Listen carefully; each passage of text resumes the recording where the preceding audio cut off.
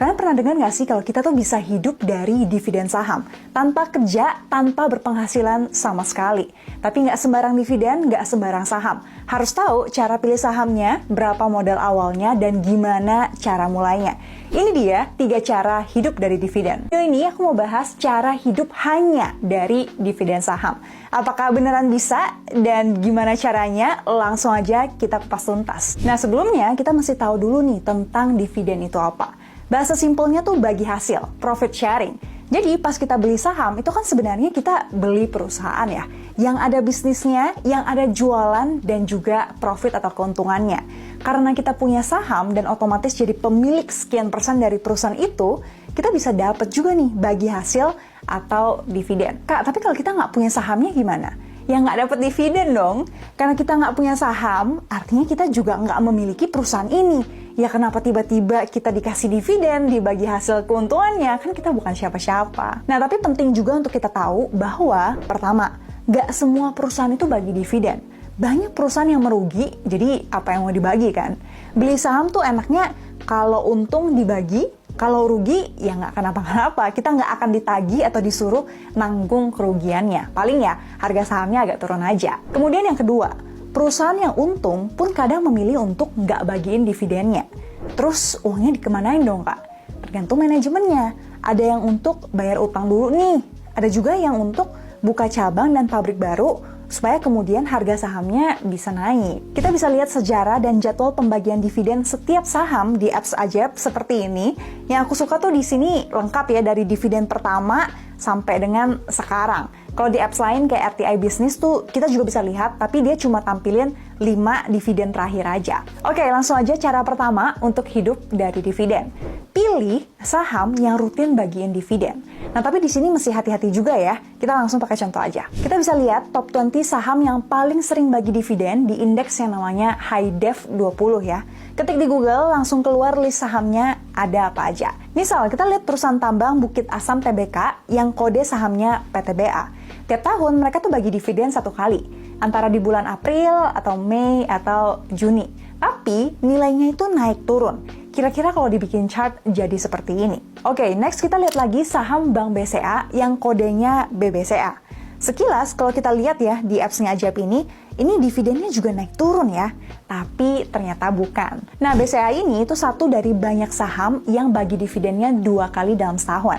Yang pertama itu di November atau Desember sebelum tutup buku, dan kedua itu di April atau di bulan Mei. Dan ditambah lagi, BCA ini tuh lumayan sering stock split. Jadi, dividen yang dibagiin juga nilainya tuh menyesuaikan harga BCA saat itu. So, agak susah kalau langsung nambahin semua dividennya BCA, karena nggak apple to apple. Ini aku coba bikin grafik dividen BCA yang udah disetahunkan dan stock split adjusted. Rata-rata dalam 5 tahun terakhir, dividen BCA itu 100 per lembar per tahun. Terlihat lebih stabil ya dibanding yang PTBA. Jadi tips yang pertama, pilih saham dividen yang lumayan stabil dan sering bagi dividen. Karena kita kan hidup dari hari ke hari ya. Kalau dividen atau penghasilan kita cuma dikasih sekali nih dalam setahun, kan susah juga ya aturnya, bisa-bisa head on habisin dalam bulan itu juga. Dan kalau dividen yang dibagiin tiap tahun itu naik turun, itu susah juga ya. Misal nih tahun pertama dividennya 50 juta, dibagi untuk 12 bulan jadi 4 jutaan per bulan. Nah kalau tahun kedua dividennya tiba-tiba turun nih, jatuh ke 10 juta doang. Masa biaya hidup kita jadi 800-an ribu per bulan ya kan? Kemudian cara yang kedua, hitung modal yang kita butuhkan. Oke, agak masuk ke hitung-hitungan sedikit ya. Kita mulai dari tentuin berapa biaya hidup bulanan kita. Ini tiap orang boleh bebas dan beda-beda ya. Ambillah contoh 10 juta per bulan ya, biar gampang, setahun kan jadi 120 juta. Nah, saham BCA tadi kan rata-rata dividennya itu 100 rupiah per lembar saham per tahun. Itu untuk 1 lembar saham ya. Kalau kita butuh 120 juta per tahun, berarti 120 juta dibagi 100 sama dengan butuh 1,2 juta lembar BCA. Banyak ya. Kalau kita lihat harga BCA sekarang kan 8 ribuan ya per saham. Kita kalikan 1,2 juta lembar saham sama dengan modal yang kita perlukan itu 9,6 miliar rupiah. Wow, untuk dapat 10 juta per bulan aja butuh uang sebanyak itu. Nggak jadi deh. Ada yang mikir gitu nggak? Memang kalau kita hitung ya, returnnya tuh cuma 120 juta dibagi 9,6 miliar sama dengan 1,25% setahun. Kalau kita bandingin dengan SBN Retail yang kuponnya 6%-an, RDPU yang returnnya 5%-an, dan bahkan deposito bank yang bunganya 4%-an. Ini jauh sekali di bawah returnnya. Tapi teman-teman jangan lupa bahwa dividen itu kan bagian kecil nih dari keuntungan saham. Bagian besarnya ada capital gain atau yang disebut kenaikan harga. Dalam 10 tahun terakhir, harga BCA tuh naik rata-rata 17% ya setiap tahunnya. Jadi kalau kita total nih, capital gain 17%, ditambah dividen 1,25% sama dengan total keuntungannya kira-kira 18,25% per tahun. Jadi jangan cuma lihat dividennya ya, tapi ada dapat capital gain-nya juga. Nah selain itu, dividen juga cenderung naik nih nilainya setiap tahun. Misal, dividen tahun ini Rp100 per lembar saham. 10 tahun lagi, mungkin amin ya, Rp300 per saham.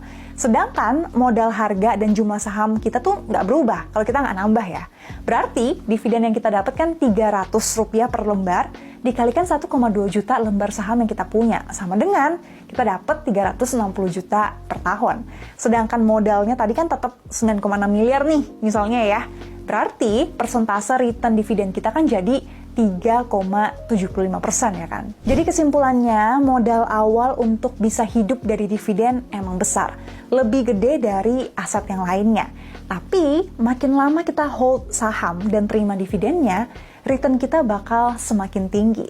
So saham dan dividennya emang bener-bener buat kita yang sabar dan setia ya. Dan yang ketiga, memakai dividen untuk biaya hidup sehari-hari. Nah di tahap yang ketiga ini tuh setelah kita udah pilih sahamnya, udah cicil beli nih, sampai udah dapet dividennya. Dividen saham tuh selalu ditransfer langsung ke rekening saham kita ya. Jadi kita nggak perlu ngapa-ngapain, bener-bener duduk diam, duit datang. Sekarang gimana caranya nih bisa pakai dividen ini untuk hidup sehari-hari?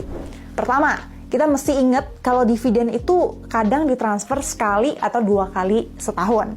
Misal ditransfernya 120 juta ya di bulan Maret aja. Nah 120 juta ini baiknya ditarik ke rekening bank semua biar nggak kecampur nih dengan dana investasi saham kita.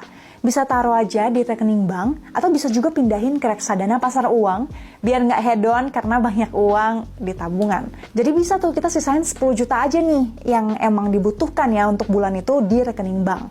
Sisanya taruh ke reksadana pasar uang misalnya.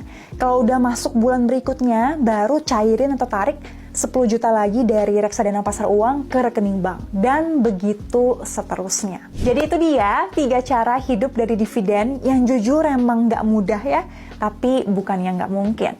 Anggap aja ini perjalanan 15-20 tahun ke depan yang dimulai dari langkah berani investasi hari ini.